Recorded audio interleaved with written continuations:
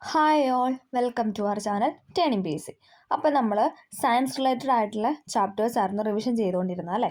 കെമിസ്ട്രിയുടെയും ഫിസിക്സിൻ്റെയും ബയോളജിയുടെ ഒക്കെ ചാപ്റ്റേഴ്സാണ് നമ്മൾ റിവിഷൻ ചെയ്തത്. അപ്പം അതിൻ്റെ ബാക്കിയായിട്ടുള്ള ചാപ്റ്റേഴ്സാണ് നമ്മൾ നോക്കാനായിട്ട് പോകുന്നത്. ഇവിടെ നമ്മൾ കുറച്ചധികം ചാപ്റ്റേഴ്സ് എന്ന് പറയുന്നുണ്ട്. എല്ലാം സിമ്പിൾ ആയിട്ടുള്ളതും PYക്കായിട്ട് റിപ്പീറ്റ് ചെയ്ത് ചോദിക്കുന്നതും ആയിട്ടുള്ള ക്വസ്റ്റ്യൻസ് ആണ് എടുത്തിരിക്കുന്നത്.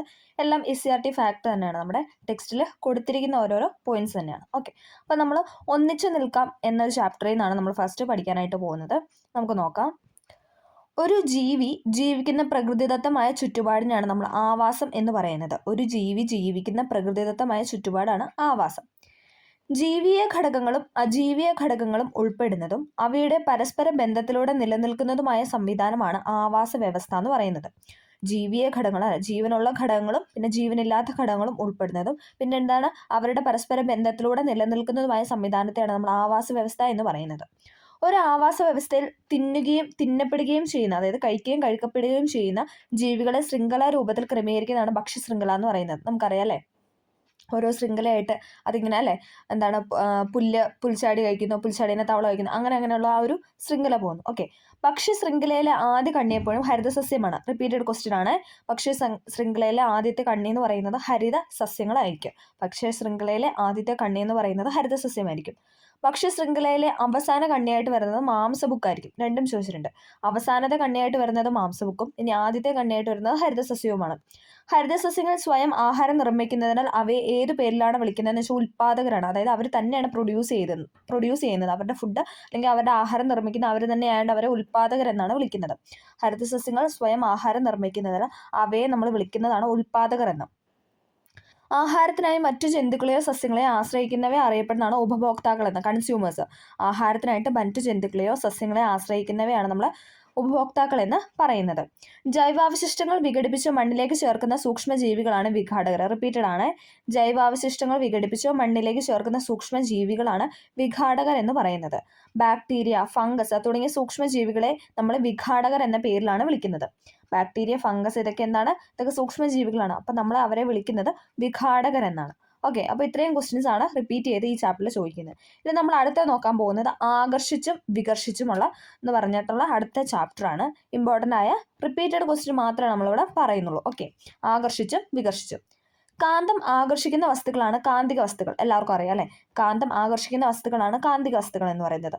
ഇനി കാന്തം ആകർഷിക്കാത്ത വസ്തുക്കൾ എന്താണ് പറയുന്നത്? അകാന്തിക വസ്തുക്കൾ എന്ന് പറയുന്നു. കാന്തം ആകർഷിക്കാത്ത വസ്തുക്കളെ അകാന്തിക വസ്തുക്കൾ എന്ന് പറയുന്നു.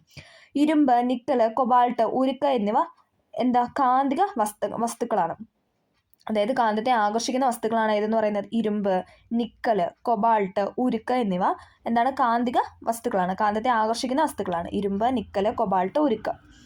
കാന്തത്തിന്റെ ശക്തി കൂടുതൽ അനുഭവപ്പെടുന്ന അഗ്രഭാഗങ്ങളിലാണ്. കാന്തത്തിന്റെ ശക്തി ഏറ്റവും കൂടുതൽ, റിപ്പീറ്റഡ് ആണ്, കാന്തത്തിന്റെ ശക്തി ഏറ്റവും കൂടുതൽ അനുഭവപ്പെടുന്ന എവിടെയാണെന്ന് വെച്ച് കഴിഞ്ഞാൽ അഗ്രഭാഗങ്ങളിലാണ്. സ്വതന്ത്രമായി കെട്ടിത്തൂക്കിയ കാന്തങ്ങൾ ഏത് ദിശയിലാണ് നിൽക്കുന്നത്? റിപ്പീറ്റഡ് ആണ്, തെക്ക് വടക്ക് ദിശയിലായിരിക്കും അല്ലെ. തെക്കോട് മുകളിൽ താഴേക്ക് ആ ഒരു ദിശയിലായിരിക്കും സ്വതന്ത്രമായി കെട്ടിത്തൂക്കിയ കാന്തങ്ങൾ ഏത് ദിശയിലാണ് നിൽക്കുന്നതെന്ന് വെച്ചാൽ തെക്ക് വടക്ക് ദിശയിലാണ്. കാന്തത്തിന്റെ ഒരേ തരം ധ്രുവങ്ങൾ അറിയപ്പെടുന്നതാണ് സജാതീയ ധ്രുവങ്ങൾ. കാന്തത്തിന്റെ ഒരേ തരം ധ്രുവങ്ങൾ അറിയപ്പെടുന്നതാണ് സജാതീയ ധ്രുവങ്ങൾ. ഇനി വ്യത്യസ്ത ധ്രുവങ്ങൾ അറിയപ്പെടുന്ന വിജാതീയ ധ്രുവങ്ങൾ. റിപ്പീറ്റഡ് ആണ്, കാന്തത്തിന്റെ ഒരേ തരം ധ്രുവങ്ങൾ അറിയപ്പെടുന്ന സജാതീയ ധ്രുവങ്ങളും കാന്തത്തിന്റെ വ്യത്യസ്ത ധ്രുവങ്ങൾ അറിയപ്പെടുന്ന വിജാതീയ ധ്രുവങ്ങളും എന്നാണ്. സജാതീയ ധ്രുവങ്ങളുടെ പ്രത്യേകത അവർ വികർഷിക്കുകയാണ്. നമ്മൾ പറഞ്ഞ കാന്തത്തിന്റെ ഒരേ തരം ധ്രുവങ്ങളാണ് സജാതീയ ധ്രുവങ്ങൾ. അതിന്റെ പ്രത്യേകത എന്ന് പറഞ്ഞാൽ അത് വികർഷിക്കുകയാണ് ചെയ്യുന്നത്. ഇനി വിജാതീയ ധ്രുവങ്ങളുടെ പ്രത്യേകത എന്താ? അത് ആകർഷിക്കുകയാണ് ചെയ്യുന്നത്. കാന്തത്തിന്റെ വ്യത്യസ്ത ധ്രുവങ്ങളാണ് നമ്മൾ വിജാതീയ ധ്രുവങ്ങൾ എന്ന് പറയുന്നത്. അതിന്റെ പ്രത്യേകത ചോദിച്ചാൽ അത് ആകർഷിക്കുകയാണ് ചെയ്യുന്നത്. വിജാതീയ ധ്രുവങ്ങളുടെ പ്രത്യേകത എന്ന് പറഞ്ഞാൽ ആകർഷിക്കും. ഇനി സജാതീയ ധ്രുവങ്ങൾ എന്താണ്? അത് വികർഷിക്കുന്നു. എന്താണ് കാന്തിക മണ്ഡലം എന്ന് ചോദിച്ചാൽ കാന്തത്തിന് ചുറ്റും കാന്തികശക്തി അനുഭവപ്പെടുന്ന മേഖലയാണ് നമ്മൾ കാന്തിക മണ്ഡലം എന്ന് പറയുന്നത്. കാന്തത്തിന് ചുറ്റും കാന്തിക ശക്തി അനുഭവപ്പെടുന്ന മേഖലയാണ് കാന്തിക മണ്ഡലം എന്ന് പറയുന്നത്. സാധാരണയായി സ്ഥിരകാന്തങ്ങൾ നിർമ്മിക്കുന്ന എന്തുപയോഗിച്ചാണെന്ന് ചോദിച്ചാൽ അൽനിക്കോ എന്ന കൂട്ടുലോഹം ഉപയോഗിച്ചല്ലേ. അലൂമിനിയം, നിക്കല്, കൊബാൾട്ട് ഇതെല്ലാം കൂടെ ചേർന്നിട്ടുള്ള ആ ഒരു അൽനിക്കോ, ആ ഒരു കൂട്ടം ഉപയോഗിച്ചിട്ടാണ് നമ്മൾ സാധാരണ സ്ഥിരകാന്തങ്ങൾ നിർമ്മിക്കുന്നത്. ഓക്കെ, അൽനിക്കലിന്റെ ലോഹം ഉപയോഗിച്ചിട്ടാണ് സ്ഥിരകാന്തങ്ങൾ നിർമ്മിക്കുന്നത്. അൽനിക്കോയുടെ സവിശേഷത എന്താണെന്ന് ചോദിച്ചാൽ ലോഹസങ്കരമായതിനാൽ തുരുമ്പിക്കില്ല. അൽനിക്കോ എന്താണ്? തുരുമ്പിക്കില്ല. അൽനിക്കോയുടെ സവിശേഷത എന്ന് പറഞ്ഞു കഴിഞ്ഞാൽ അൽനിക്കോ തുരുമ്പിക്കത്തില്ല. അപൂർവ ലോഹങ്ങളായ സമേറിയം, നിയോഡിമിയം എന്നിവയും ഇന്ന് നിർമ്മാണത്തിന് ഉപയോഗിക്കുന്നു. എന്ത് തരം നിർമ്മാണത്തിന്? എന്ന് വെച്ചാൽ കാന്തത്തിന്റെ നിർമ്മാണത്തിന് യൂസ് ചെയ്യുന്നു. അപൂർവ ലോഹങ്ങളായ സമേറിയം, നിയോഡിമിയം ഇതൊക്കെ നമ്മൾ കാന്ത നിർമ്മാണത്തിനായിട്ട് ഉപയോഗിക്കുന്നു. അപൂർവ ലോഹങ്ങളായ സമേറിയം, നിയോഡിമിയം എന്നിവ കാന്ത നിർമ്മാണത്തിന് ഉപയോഗിക്കുന്നു. ഭൂമി ഒരു വലിയ കാന്തത്തിനെ പോലെ പ്രവർത്തിക്കുന്നു എന്ന് ആദ്യം മനസ്സിലാക്കിയ ശാസ്ത്രജ്ഞനാണ് വില്യം ഗിൽബർട്ട്. ഇമ്പോർട്ടൻ്റ് ആണ്, വില്യം ഗിൽബർട്ട്. ഭൂമി ഒരു വലിയ കാന്തത്തിനെ പോലെ പ്രവർത്തിക്കുന്നു എന്ന് ആദ്യം മനസ്സിലാക്കിയ ശാസ്ത്രജ്ഞനാണ് വില്യം ഗിൽബർട്ട്. ഭൂമി ഒരു വലിയ കാന്തത്തിനെ പോലെ പ്രവർത്തിക്കുന്നു എന്ന് ആദ്യം മനസ്സിലാക്കിയ ശാസ്ത്രജ്ഞനാണ് വില്യം ഗിൽബർട്ട്. കാന്തസൂചി വടക്കു നോക്കി യന്ത്രമായി ഉപയോഗിക്കാൻ സാധിക്കുന്നത് അതിൻ്റെ ദിശാസൂചികാ സ്വഭാവം മൂലമാണ്. കാന്തസൂചി വടക്ക് നോക്കി യന്ത്രമായിട്ട് ഉപയോഗിക്കുവാൻ സാധിക്കുന്നത് അതിൻ്റെ ദിശാസൂചികാ സ്വഭാവം മൂലമാണ്. നമ്മൾ പറഞ്ഞു സ്വതന്ത്രമായി കെട്ടിത്തൂക്കിയ തെക്ക് വടക്ക് ദിശയിലാന്ന് നമ്മൾ പറഞ്ഞു. അതായത് കാന്തത്തിൻ്റെ സൂചി വടക്ക് നോക്കി യന്ത്രമായിട്ട് ഉപയോഗിക്കാൻ സാധിക്കുന്നത് അതിൻ്റെ ദിശാസൂചികാ സ്വഭാവം മൂലമാണ്. ശക്തിയേറിയ കാന്തങ്ങൾ ഉണ്ടാക്കാൻ ഉപയോഗിക്കുന്ന പദാർത്ഥമാണ് പച്ചിരുമ്പ് എന്ന് പറയുന്നത്. ശക്തിയേറിയ കാന്തങ്ങൾ ഉണ്ടാക്കാൻ ഉപയോഗിക്കുന്ന പദാർത്ഥമാണ് പച്ചിരുമ്പ്. കപ്പൽ യാത്രകളിൽ ദിശ അറിയാനായിട്ട് ഉപയോഗിക്കുന്ന ഉപകരണമാണ് വടക്കു നോക്കി യന്ത്രം. കപ്പൽ യാത്രകളിൽ ദിശ അറിയാനായിട്ട് യൂസ് ചെയ്യുന്ന എന്താണെന്ന് ചോദിച്ചാൽ വടക്കു നോക്കി യന്ത്രമാണ്. സ്വതന്ത്രമായി തൂക്കിയിട്ട ഒരു ബാർ കാന്തം കറക്കിയാൽ ഏത് ദിശയിലാണ് നിൽക്കുക എന്ന് ചോദിച്ചാൽ തെക്ക് വടക്ക് ദിശയിലാണ്. കറക്കിയാൽ പോലും തെക്ക് വടക്ക് ദിശയിലായിരിക്കും നിൽക്കുന്നത്. സ്വതന്ത്രമായി തൂക്കിയിട്ട ഒരു ബാർ കാന്തം കറക്കിക്കഴിഞ്ഞാൽ അത് ഏത് ദിശയിലാണ് നിൽക്കുക എന്ന് ചോദിച്ചാൽ തെക്ക് വടക്ക് ദിശയിലാണ്. കാന്തത്തിന് ചുറ്റും കാന്തിക ശക്തി അനുഭവപ്പെടുന്ന മേഖലയാണ് കാന്തിക മണ്ഡലം. നമ്മൾ പറഞ്ഞല്ലേ. ഇരുമ്പ് പൊടിയും മണ്ണും കലർന്ന മിശ്രിതത്തിൽ നിന്ന് ഇരുമ്പ് പൊടിയെ എങ്ങനെ വേർതിരിക്കാം എന്ന് വെച്ചാൽ കാന്തം ഉപയോഗിച്ച് നമുക്ക് ഇരുമ്പ് പൊടിയും മണ്ണും ഒരു മിക്സർ പോലെ നമ്മൾ ഉണ്ടാക്കി എടുത്ത് കഴിഞ്ഞാൽ നമുക്ക് കാന്തം കൊണ്ടെടുത്ത് കാണിച്ചാൽ ഇരുമ്പ് അതിനെ ആകർഷിക്കും അല്ലേ. അപ്പോൾ നമുക്കത് ഇരുമ്പ് പൊടിയെ പെട്ടെന്ന് വേർതിരിച്ചെടുക്കാനായിട്ട് കഴിയും. ഓക്കെ, ഇത്രയാണ് നമ്മൾ ഈ ചാപ്റ്ററിനകത്ത് പറയുന്നത്. അടുത്ത് നമ്മൾ പറയാൻ പോകുന്നത് തിങ്കളും താരങ്ങളും എന്ന് പറയുന്ന ചാപ്റ്ററിൽ നിന്നുള്ള കുറച്ച് പോയിന്റ്സ് ആണ്. തിങ്കളും താരങ്ങളും. രാത്രിയും പകലും ഉണ്ടാകുന്നത് ഭൂമിയുടെ ഏത് ചലനം മൂലമാണെന്ന് ചോദിച്ചാൽ ഭ്രമണം മൂലമാണ്. നമുക്കറിയാം രാത്രിയും പകലും ഉണ്ടാകുന്നത് ഭൂമിയുടെ ഭ്രമണം മൂലമാണ്. ഋതുഭേദങ്ങൾ ഉണ്ടാകാൻ കാരണമായ ഭൂമിയുടെ ചലനമാണ് പരിക്രമണം. റിപ്പീറ്റഡ് ക്വസ്റ്റ്യൻ ആണ്. ഋതുഭേദങ്ങൾ ഉണ്ടാകാൻ കാരണമായ ഭൂമിയുടെ ചലനമാണ് പരിക്രമണം. ഋതുഭേദങ്ങൾ ഉണ്ടാകാൻ കാരണമായ ഭൂമിയുടെ ചലനമാണ് പരിക്രമണം. ഭൂമിയും മറ്റു ഗ്രഹങ്ങളും ഭൂമിയെ ചുറ്റി സഞ്ചരിക്കുന്നു എന്ന് ആദ്യമായി വാദിച്ച ശാസ്ത്രജ്ഞനാണ് കോപ്പർനിക്കസ്. റിപ്പീറ്റഡ് ക്വസ്റ്റ്യൻ ആണ്. ഭൂമിയും മറ്റു ഗ്രഹങ്ങളും ഭൂമിയെ ചുറ്റി സഞ്ചരിക്കുന്നു എന്ന് ആദ്യമായി വാദിച്ച ശാസ്ത്രജ്ഞനാണ് കോപ്പർനിക്കസ്. ഭൂമിയും മറ്റു ഗ്രഹങ്ങളും ഭൂമിയെ ചുറ്റി സഞ്ചരിക്കുന്നു എന്ന് ആദ്യമായി വാദിച്ച ശാസ്ത്രജ്ഞനാണ് കോപ്പർനിക്കസ്. ഒരു പ്രകാശവർഷം കൊണ്ട് സഞ്ചരിക്കുന്ന ദൂരം ആണ് ചോദിച്ചിരുന്നത്. ഒരു പ്രകാശവർഷം കൊണ്ട് സഞ്ചരിക്കുന്ന ഒരു ദൂരം എന്ന് പറഞ്ഞാൽ 9.4 ലാക്ക് കോടി കിലോമീറ്റർ. 9.4 ലക്ഷം കോടി കിലോമീറ്റർ ആണ് ഒരു പ്രകാശവർഷം കൊണ്ട് സഞ്ചരിക്കുന്ന ദൂരം എന്ന് പറയുന്നത്. ചന്ദ്രനെക്കുറിച്ചുള്ള പഠനശാഖയാണ് സെലനോളജി എന്ന് പറയുന്നത്. ഇമ്പോർട്ടൻ്റ് ആണ്. ചന്ദ്രനെക്കുറിച്ചുള്ള പഠനശാഖയാണ് സെലനോളജി എന്ന് പറയുന്നത്. ചന്ദ്രനെക്കുറിച്ചുള്ള പഠനശാഖയാണ് സെലനോളജി. ചന്ദ്രന്റെ ഭ്രമണകാലം എന്താണ്? ഇത് റിപ്പീറ്റഡ് ക്വസ്റ്റ്യൻ ആണ്. ചന്ദ്രന്റെ ഭ്രമണകാലം എന്ന് പറഞ്ഞു കഴിഞ്ഞാൽ 27 ദിവസം 7 മണിക്കൂർ 43 മിനിറ്റ്. 27.5 ദിവസം അങ്ങനെയൊക്കെ തരാറുണ്ട്. 27 3/4 അങ്ങനെയൊക്കെ 1/3 എന്നൊക്കെ ഭ്രമണകാലം അത് തന്നെയാണ് പറയുന്നത്. ഓക്കെ, 27 ദിവസം 7 മണിക്കൂർ 43 മിനിറ്റ്. ചന്ദ്രോപരിതലത്തിന്റെ എത്ര ഭാഗം ഭൂമിയിൽ നിന്ന് ദൃശ്യമാണെന്ന് വെച്ചാൽ 59% ഭാഗമാണ് ദൃശ്യമാവുന്നത്. ചന്ദ്രോപരിതലത്തിന്റെ എത്ര ഭാഗം ഭൂമിയിൽ നിന്ന് ദൃശ്യമാണെന്ന് വെച്ചാൽ 59%. ഭൂമിയിൽ 60 കിലോഗ്രാം ഭാരമുള്ള വസ്തുവിന് ചന്ദ്രന്റെ ഉപരിതലത്തിൽ അനുഭവപ്പെടുന്ന ഭാരം എന്ന് പറഞ്ഞാൽ 10 കിലോഗ്രാം ആണ്. 6-1. അതായത് ഇവിടെ 60, നമ്മുടെ ഭൂമിയിൽ 60 കിലോ ഉള്ളൊരു വ്യക്തി അല്ലെങ്കിൽ ഒരു വസ്തു ചന്ദ്രന്റെ ഉപരിതലത്തിൽ ചെന്നാണ് അവിടെ അതിന് 10 കിലോഗ്രാം ആണ് അനുഭവപ്പെടുന്നത്. ടെലസ്കോപ്പിലൂടെ ആദ്യമായി ചന്ദ്രനെ ദർശിച്ചത് ഗലീലിയോ ഗലീലി. റിപ്പീറ്റഡ് ആണ്. ടെലസ്കോപ്പിലൂടെ ആദ്യമായി ചന്ദ്രനെ ദർശിച്ചത് ഗലീലിയോ ഗലീലി. ചന്ദ്രനിലെ ഏറ്റവും ആഴം കൂടിയ ഗർത്തമാണ് ന്യൂട്ടൺ ഗർത്തം. ഇമ്പോർട്ടൻ്റ് ആണ്. ചന്ദ്രനിലെ ഏറ്റവും ആഴം കൂടിയ ഗർത്തമാണ് ന്യൂട്ടൺ ഗർത്തം. ചന്ദ്രന്റെ ഒരു ഭാഗം മാത്രം ഭൂമിയിൽ നിന്ന് കാണാൻ കാരണം ചന്ദ്രൻ പരിക്രമണത്തിനും ഭ്രമണത്തിനും ഒരേ സമയം എടുക്കുന്നതിനാലാണ് അല്ലേ. നമ്മൾ പറഞ്ഞായിരുന്നോ 27.5 ഏകദേശം 27.5 ഇതാണ് അതിൻ്റെ ഒരു ടൈം എന്ന് പറയുന്നത്. അപ്പം രണ്ടും കൂടെ ചേർന്ന്, അതായത് ചന്ദ്രന്റെ പരിക്രമണത്തിനും ഭ്രമണത്തിനും ഒരേ സമയം എടുക്കുന്നതിനാലാണ് ചന്ദ്രന്റെ ഒരു ഭാഗം മാത്രം ഭൂമിയിൽ നിന്ന് കാണാനായിട്ട് സാധിക്കുന്നത്. ചന്ദ്രൻ, ഭൂമി ഇവ കറങ്ങുന്നത് ഏത് ദിശയിലേക്കാണെന്ന് വെച്ചാൽ ഇമ്പോർട്ടൻ്റ് ആണ്. പടിഞ്ഞാറ് നിന്ന് കിഴക്കോട്ട്. നമ്മൾ പെട്ടെന്ന് കിഴക്കുനിന്ന് പടിഞ്ഞാറോട്ട് നെയ്തും തെറ്റാണ്. പടിഞ്ഞാറ് നിന്ന് കിഴക്കോട്ടാണ് ചന്ദ്രനും ഭൂമിയും കറങ്ങുന്നത്. പടിഞ്ഞാറ് നിന്ന് കിഴക്കോട്ട്. സൂര്യാസ്തമയത്തോടൊപ്പം ചന്ദ്രൻ കിഴക്കുദിക്കുന്ന ദിവസമാണ് പൗർണമി ദിവസം. സൂര്യന്റെ അസ്തമയത്തോടൊപ്പം ചന്ദ്രൻ കിഴക്കുദിക്കുന്നു. സൂര്യൻ എന്താ പടിഞ്ഞാറ് അസ്തമിക്കുന്നു, അപ്പോൾ കിഴക്ക് ചന്ദ്രൻ ഉദിക്കുന്നു. അതാണ് പൗർണമി എന്ന് പറയുന്നത്. സൂര്യോദയത്തിനൊപ്പം ചന്ദ്രൻ ഉദിക്കുന്ന ദിവസമാണ് അമാവാസി. സൂര്യന്റെ ഉദയത്തിനോടൊപ്പം എന്താണ് ചന്ദ്രൻ ഉദിക്കുന്നത്, അതാണ് അമാവാസി എന്ന് പറയുന്നത്. പൗർണമി ദിവസം നാം ചന്ദ്രനെ കാണുന്നത് അതിന്റെ എത്ര ഭാഗമാണെന്ന് വെച്ചാൽ പകുതി ഭാഗമാണ്. പൗർണമി അല്ലെ, അർദ്ധചന്ദ്രനെയാണ് നമ്മൾ കാണുന്നത്, പകുതി ഭാഗമാണ് നമുക്ക് കാണാനായിട്ട് കഴിയുന്നത്. പൗർണമി ദിവസം നാം ചന്ദ്രനെ കാണുന്നത് അതിന്റെ പകുതി ഭാഗമാണ്. സൂര്യപ്രകാശം ഭൂമിയിൽ എത്താൻ വേണ്ട സമയം 8 മിനിറ്റ് 20 സെക്കൻഡ് അല്ലെങ്കിൽ 500 സെക്കൻഡ്, രണ്ടും ചോദിച്ചിട്ടുണ്ട്. അതായത് 2 രീതിയിലുള്ള ടൈം ഓപ്ഷൻ ചോദിച്ചിട്ടുണ്ട്. 8 മിനിറ്റ് 20 സെക്കൻഡ് എന്ന് പറഞ്ഞാലും അല്ലെങ്കിൽ മൊത്തം 500 സെക്കൻഡ് എന്ന് പറഞ്ഞാലും ശരിയാണ്. സൂര്യപ്രകാശം ഭൂമിയിൽ എത്താൻ വേണ്ട സമയം എന്ന് പറഞ്ഞു കഴിഞ്ഞാൽ 8 മിനിറ്റ് 20 സെക്കൻഡ് അഥവാ 500 സെക്കൻഡ്. ഭൂമിയോടുള്ള ഭ്രമണപഥവും ചന്ദ്രനോടുള്ള ഭ്രമണപഥവും തമ്മിലുള്ള ചെരിവിന്റെ വ്യത്യാസം 5.5. ഭൂമിയോടുള്ള ഭ്രമണപഥവും ചന്ദ്രനോടുള്ള ഭ്രമണപഥവും തമ്മിലുള്ള ചെരിവിന്റെ വ്യത്യാസം എന്ന് പറഞ്ഞാൽ 5.5 ആണ്. താപനില ഏറ്റവും കുറഞ്ഞ നക്ഷത്രം ഏത് നിറത്തിൽ കാണപ്പെടുന്നു എന്ന് പറഞ്ഞാൽ ചുവപ്പാണ്. താപനില ഏറ്റവും കുറഞ്ഞ നക്ഷത്രം ഏത് നിറത്തിലാണ് കാണപ്പെടുന്നതെന്ന് ചോദിച്ചാൽ ചുവപ്പ് നിറത്തിലാണ്. താപനില കൂടിയ നക്ഷത്രം ഏത് നിറത്തിൽ കാണപ്പെടുന്നു? നീല. ഇനി താപനില കുറഞ്ഞ നക്ഷത്രമാണ് അതൊരു ചുവപ്പ് നിറത്തിലും, താപനില കൂടിയ നക്ഷത്രമാണെങ്കിൽ അത് നീല നിറത്തിലും കാണുന്നു. നക്ഷത്രങ്ങൾ മിന്നുന്നതായി തോന്നാൻ കാരണം പ്രകാശത്തിന് സംഭവിക്കുന്ന ഏത് പ്രതിഭാസമാണ്? അപവർത്തനം. റിപ്പീറ്റഡ് ക്വസ്റ്റൻ ആണ്. നക്ഷത്രങ്ങൾ മിന്നിത്തിളങ്ങുന്നതായിട്ട് നമുക്ക് തോന്നാനുള്ള കാരണം അത് ഏത് പ്രതിഭാസമാണെന്ന് വെച്ചാൽ അപവർത്തനമാണ്. പ്രകാശത്തിന്റെ വേഗത എന്ന് പറഞ്ഞു കഴിഞ്ഞാൽ 3 ലക്ഷം km/s ആണ്. അതായത് ഒരു സെക്കൻഡിൽ 3 ലക്ഷം കിലോമീറ്റർ ആണ് പ്രകാശത്തിന്റെ വേഗത എന്ന് പറയുന്നത്. 3 ലക്ഷം km/s. നക്ഷത്രങ്ങളിലേക്കുള്ള ദൂരം അളക്കാൻ ഉപയോഗിക്കുന്ന യൂണിറ്റ് ആണ് പ്രകാശവർഷം. ഇമ്പോർട്ടൻ്റ് ആണ്. നക്ഷത്രങ്ങളിലേക്കുള്ള ദൂരം കണക്കാക്കാൻ അല്ലെങ്കിൽ ദൂരം അളക്കാൻ ഉപയോഗിക്കുന്ന യൂണിറ്റ് ആണ് പ്രകാശവർഷം. ഭൂമിയുടെ ഉത്തരധ്രുവത്തിനാൽ കാണുന്ന നക്ഷത്രമാണ് ധ്രുവ നക്ഷത്രം. ഭൂമിയുടെ ഉത്തരധ്രുവത്തിൽ കാണുന്ന നക്ഷത്രമാണ് ധ്രുവ നക്ഷത്രം. ഭൂമിയുടെ ഉത്തരധ്രുവത്തിൽ മുകളിൽ അല്ലെ, ഉത്തരം എന്ന് പറഞ്ഞാൽ മുകളിൽ അവിടെ കാണുന്ന പോൾസിന്റെ ആ ഒരു ഇതാണ് എന്ന് പറയുന്നത് ധ്രുവ നക്ഷത്രം എന്ന് പറയുന്നത്. പണ്ട് മരുഭൂമിയിലൂടെയും കടലിലൂടെയും സഞ്ചരിക്കുന്ന ആളുകൾ ദിശ അറിയാൻ ഉപയോഗിച്ചിരുന്ന നക്ഷത്രഗണമാണ് വേട്ടക്കാരൻ. റിപ്പീറ്റഡ് ക്വസ്റ്റൻ ആണ്. പണ്ട് മരുഭൂമിയിലൂടെയും കടലിലൂടെയും സഞ്ചരിക്കുന്ന ആളുകൾ ദിശ അറിയാനായിട്ട് ഉപയോഗിച്ചിരുന്ന നക്ഷത്രഗണമാണ് വേട്ടക്കാരൻ എന്ന് പറയുന്നത്. വലിയ തവിയുടെ ആകൃതിയിൽ കാണുന്ന നക്ഷത്ര സമൂഹമാണ് സപ്തർഷികൾ. റിപ്പീറ്റഡ് ആണ്. വലിയ തവിയുടെ ആകൃതിയിൽ കാണുന്ന നക്ഷത്ര സമൂഹമാണ് സപ്തർഷികൾ എന്ന് പറയുന്നത്. വലിയ തവിയുടെ ആകൃതിയിൽ കാണുന്ന നക്ഷത്ര സമൂഹമാണ് സപ്തർഷികൾ. ചന്ദ്രന്റെ വൃദ്ധിക്ഷയത്തിന് കാരണമാകുന്നത് ചന്ദ്രന്റെ പരിക്രമണമാണ്. ചോദിച്ചിട്ടുണ്ട്. ചന്ദ്രന്റെ വൃദ്ധിക്ഷയത്തിന് കാരണം പരിക്രമണം ആണ്. ചന്ദ്രന്റെ വൃദ്ധിക്ഷയത്തിന് കാരണം ചന്ദ്രന്റെ പരിക്രമണമാണ്. ഏറ്റവും വലിയ പ്രകൃതിദത്ത ഉപഗ്രഹമായ ഗാനിമീഡ് ഏത് ഗ്രഹത്തിന്റെ ഉപഗ്രഹമാണെന്ന് ചോദിച്ചാൽ വ്യാഴത്തിന്റെ ആണ്. ഇമ്പോർട്ടൻ്റ് ആണ്. ഏറ്റവും വലിയ പ്രകൃതിദത്ത ഉപഗ്രഹമായ ഗാനിമീഡ് ഏത് ഗ്രഹത്തിന്റെ ഉപഗ്രഹമാണെന്ന് ചോദിച്ചാൽ വ്യാഴത്തിന്റെയാണ്. ചോദിച്ചിട്ടുണ്ട് ഗാനിമീഡ് ഏത് ഗ്രഹത്തിന്റെ ഉപഗ്രഹമാണ്? വ്യാഴം.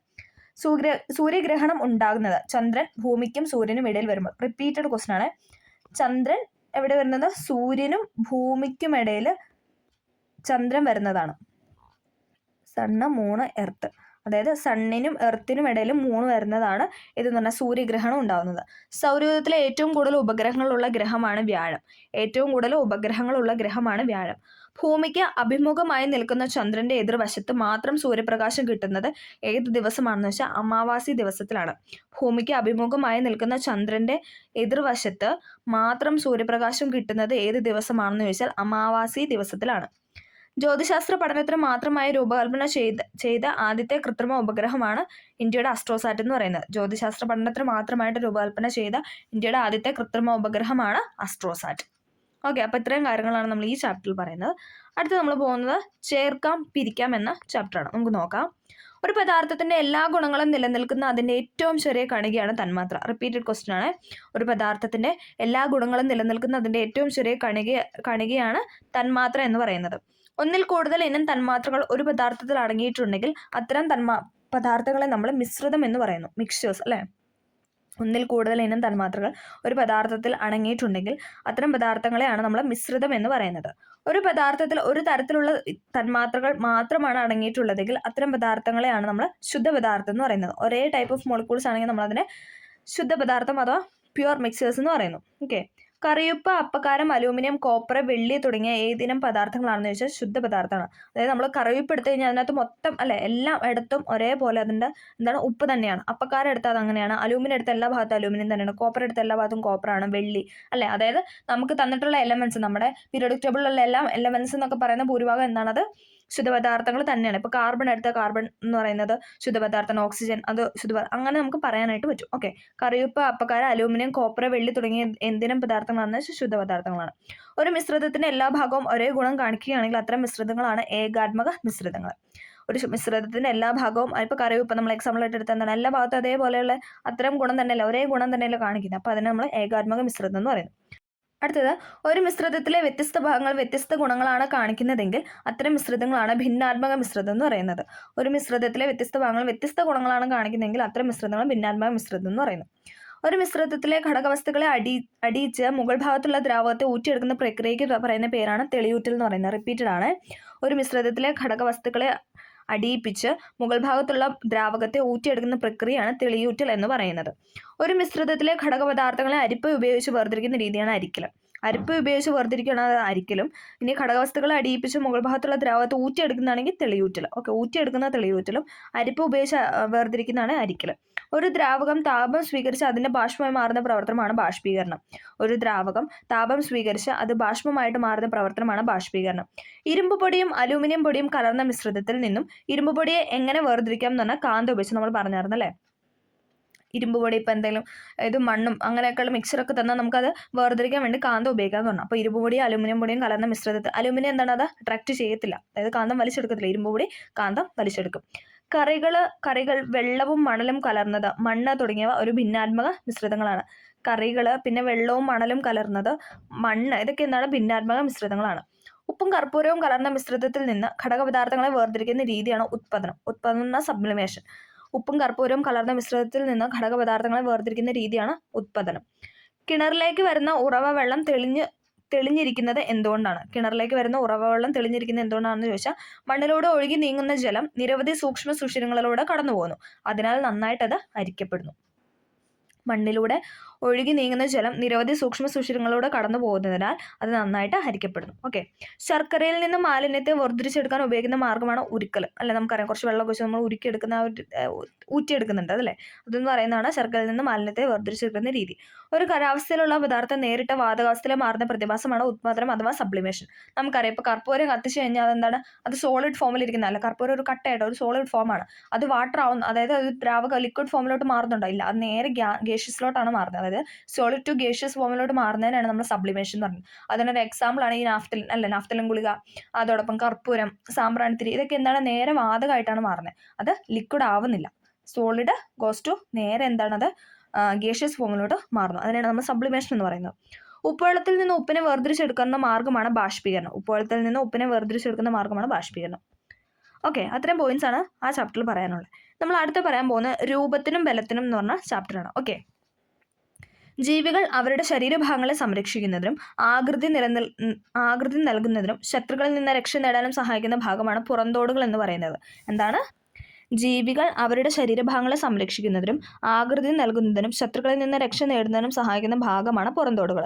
ശരീരത്തിന് പുറത്തുള്ള ആവരണമാണ് ബാഹ്യാസ്ഥികൂടം എന്ന് പറയുന്നത്. ശരീരത്തിന് പുറത്തുള്ള ആവരണമാണ് ബാഹ്യാസ്ഥികൂടം. പശു, ആട് തുടങ്ങിയ ജീവികളുടെ അസ്ഥികൾ ശരീരത്തിനുള്ളിലാണ് കാണപ്പെടുന്നത്. ഇവയെ അറിയപ്പെടുന്നതാണ് ആന്തരിക അസ്ഥികൂടങ്ങൾ എന്ന്. ആന്തരാസ്ഥികൂടം എന്നാണ് നമ്മൾ അതിനെ പറയുന്നത്. അതായത് പശുവിൻ്റെ ആടിൻ്റെയൊക്കെ അവരുടെ അസ്ഥി എവിടെയാണ്, അത് അകത്താണ് സ്ഥിതി ചെയ്യുന്നത്. അപ്പോൾ അതിന് നമ്മൾ പറയുന്നതാണ് ആന്തരാസ്ഥികൂടങ്ങൾ. ബാഹ്യാസ്ഥികൂടവും ആന്തരാസ്ഥികൂടവും കാണപ്പെടുന്ന ജീവികളാണ് ആമ, ചീങ്കണ്ടി. അതായത് അവർക്ക് പുറത്തുള്ള അസ്ഥിയുണ്ട്, അതോടൊപ്പം അകത്തും അസ്ഥികൂടങ്ങളുണ്ട്. ഓക്കെ, അപ്പം ആമ, ചീങ്കണ്ടി എന്ന് പറഞ്ഞാൽ ബാഹ്യാസ്ഥികൂടവും ആന്തരാസ്ഥികൂടവും കാണപ്പെടുന്ന ജീവികളാണ്. ശരീരത്തെ നേരെ നിർത്തുന്നത് നട്ടെല്ലാണ്. നമുക്കറിയാം അല്ലേ, ശരീരത്തിനെ നേരെ നിർത്തുന്നത് നട്ടെല്ല്. ശരീരത്തിലെ ഏറ്റവും ചെറിയ അസ്ഥിയാണ് ചെവിക്കുള്ളിലെ സ്റ്റേപ്പിസ്. റിപ്പീറ്റഡ് ക്വസ്റ്റ്യൻ ആണ്. അതേപോലെ വലിയ അസ്ഥിയും ചോദിച്ചിട്ടുണ്ട്. അതേതാണ്? തുടയൽ അല്ലേ. തുടയൽ അഥവാ ഫീമറാണ് ശരീരത്തിലെ ഏറ്റവും വലിയ അസ്ഥി എന്ന് പറയുന്നത്. ശരീരത്തിലെ ഏറ്റവും ചെറിയ അസ്ഥിയാണ് ചെവിക്കുള്ളിലെ സ്റ്റേപ്പിസ്. ജനിക്കുന്ന സമയത്ത് ശരീരത്തിൽ കാണുന്ന എല്ലുകൾ, അതായത് നവജാത ശിശുക്കളിൽ കാണുന്ന എല്ലുകൾ എന്ന് ചോദിച്ചിട്ട് എപ്പോഴും ചോദിക്കണം. 300 അസ്ഥികളാണ് കേട്ടോ. നവജാത ശിശുക്കളിൽ കാണപ്പെടുന്ന അസ്ഥികളുടെ എണ്ണം എന്ന് പറയുന്നത് 300 ആണ്. പ്രായപൂർത്തിയായ ഒരാളുടെ ശരീരത്തിൽ എന്താണ് 206 ആണ്. അത് സത്യം പറഞ്ഞാൽ കൊഴിഞ്ഞൊന്നും പോകുന്നതല്ല. എന്താണ്, അത് പല അസ്ഥികളും കൂടി ചേർന്ന് 206 അസ്ഥികളായിട്ട് വരും. പ്രായപൂർത്തിയാവുന്ന സമയത്ത് നമുക്കതെല്ലാം കൂടെ ആ 300 അസ്ഥി എന്ന് പറഞ്ഞാൽ പലതും കൂടി ചേർന്ന് 206 അസ്ഥിയായിട്ട് മാറുന്നതാണ്. കൈമുട്ട, കാൽമുട്ട എന്നിവയിൽ കാണുന്ന അസ്ഥിയാണ് വിജാഗിരി സന്ധി. റിപ്പീറ്റഡ് ആണ്. കൈമുട്ട, കാൽമുട്ട എന്നിവയിൽ കാണുന്ന അസ്ഥിസന്ധിയാണ് വിജാഗിരി സന്ധി. കഴുത്തിലെ സന്ധി അതാ കീലസന്ധി അല്ലേ. നമുക്ക് കഴുത്ത് അങ്ങോട്ട് റൈറ്റ് സൈഡിലോട്ട് ലെഫ്റ്റിലോട്ടൊക്കെ തിരിക്കാൻ പറ്റുന്നുണ്ട്. അതിനാണ് നമ്മൾ കീലസന്ധി എന്ന് പറയുന്നത്. ഓക്കെ, അടുത്തത് ഗോളര സന്ധിക്ക് ഉദാഹരണമാണ് തോളല്, ഇടുപ്പല് എന്നൊക്കെ. ഗോളര സന്ധിക്ക് ഉദാഹരണമാണ് തോളല്, ഇടുപ്പല്. റിപ്പീറ്റഡ് ആണ്. ഗോളര സന്ധിക്ക് ഉദാഹരണമാണ് തോളല്, ഇടുപ്പല്. അസ്ഥികളുടെ കാഠിന്യത്തിന് കാരണം കാൽസ്യം ഫോസ്ഫേറ്റ് സംയുക്തമാണ്. റിപ്പീറ്റഡ് ക്വസ്റ്റൻ ആണ്. അസ്ഥികളുടെ കാഠിന്യത്തിന് കാരണം എന്താണ്? കാൽസ്യം ഫോസ്ഫേറ്റ് സംയുക്തമാണ്. അസ്ഥികളുടെ വളർച്ചയ്ക്ക് ആവശ്യമായ മൂലകങ്ങളാണ് കാൽസ്യം, ഫോസ്ഫറസും. അസ്ഥികളുടെ വളർച്ചയ്ക്ക് ആവശ്യമായ മൂലകങ്ങളാണ്. മൂലകങ്ങൾ ചോദിച്ചാൽ കാൽസ്യം, ഫോസ്ഫറസും എഴുതണം. ഓക്കെ, അസ്ഥികളുടെ വളർച്ചയ്ക്ക് ആവശ്യമായ മൂലകങ്ങളാണ് കാൽസ്യം, ഫോസ്ഫറസ്. മണ്ണിൽ കാണുന്ന ജീവികളെ അക്വേറിയം പോലെ ചില്ലുകൂട്ടിൽ വളർത്തുന്നതിന് പറയുന്ന പേരാണ് ടെറേറിയം എന്ന് പറയുന്നത്. മണ്ണിൽ കാണുന്ന ജീവികളെ അക്വേറിയം പോലെയുള്ള ചില്ലുകൂട്ടിൽ വളർത്തുന്നതിന് നമ്മൾ പറയുന്ന പേരാണ് ടെറേറിയം. തരുണാസ്ഥികൾ ഏത് തരം കോശങ്ങൾ കൊണ്ട് നിർമ്മിതമാണെന്ന് വെച്ചാൽ കോൺട്രോസൈറ്റ്സ് ആണ്. തരുണാസ്ഥികൾ ഏത് തരം കോശങ്ങൾ കൊണ്ട് നിർമ്മിതമാണെന്ന് വെച്ചാൽ കോൺട്രോസൈറ്റ്. ചില അസ്ഥിഭംഗങ്ങൾ നമുക്ക് നോക്കാം. ചർമ്മത്തിൽ മുറിവില്ല, അസ്ഥിക്ക് ഭംഗം സംഭവിച്ചു, അതിന് നമ്മൾ ലളിതഭംഗം എന്നാണ് പറയുന്നത്. എന്താണ്, നമ്മുടെ ചർമ്മത്തിൽ നമുക്ക് അങ്ങനെ അല്ലേ, നമ്മുടെ സ്കിന്നിൽ നമുക്ക് അങ്ങനെ ഒരു മുറിവുള്ളതായിട്ട് തോന്നില്ല, പക്ഷെ അസ്ഥിക്ക് ഭംഗം സംഭവിച്ചിട്ടുണ്ട്, അതിനാണ് ലളിതഭംഗം എന്ന് പറയുന്നത്. ഇനി ചർമ്മത്തിന് മുറിവുണ്ട്, അസ്ഥിക്ക് ഭംഗവും സംഭവിച്ചു. നമുക്ക് നമ്മുടെ സ്കിന്നിൽ നോക്കിക്കഴിഞ്ഞാൽ അവിടെ ഒരു മുറിവുള്ളതായിട്ട് തോന്നും, അസ്ഥിക്ക് ഭംഗവും സംഭവിച്ചിട്ടുണ്ട്, അതാണ് കോമ്പൗണ്ട് അസ്ഥിഭംഗം എന്ന് പറയുന്നത്.